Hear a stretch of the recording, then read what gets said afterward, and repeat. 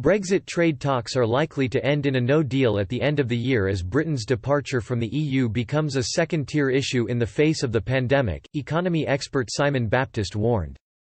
Brexit trade talks have resumed virtually after the outbreak of the coronavirus forced the European Union and the UK negotiating teams to take a break for nearly a month.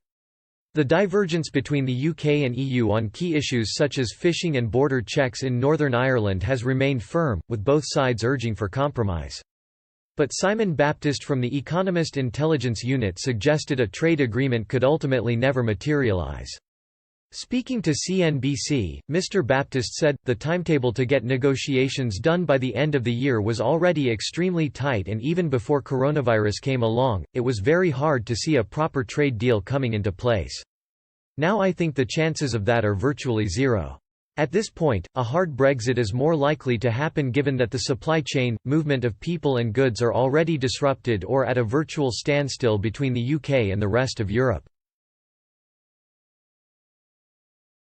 Brexit is now, in a sense, a second-tier issue even though it's going to be as impactful as we said last year. Following repeated clashes over EU member states' demands over British waters, a new obstacle emerged after Michael Gove insisted the British government will not be implementing checks on the border between Northern Ireland and the Republic. Brussels insisted the Northern Ireland Protocol requires customs checks and controls on some goods coming from mainland Britain into the province if products had to travel further into Ireland and the single market.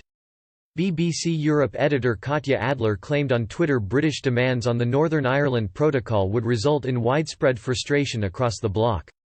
Ms. Adler said, "There will be huge frustration in Brussels now the UK has published its expectations of the requirements of the Irish Protocol. Remember the agreement signed as part of Brexit deal to replace Irish backstop?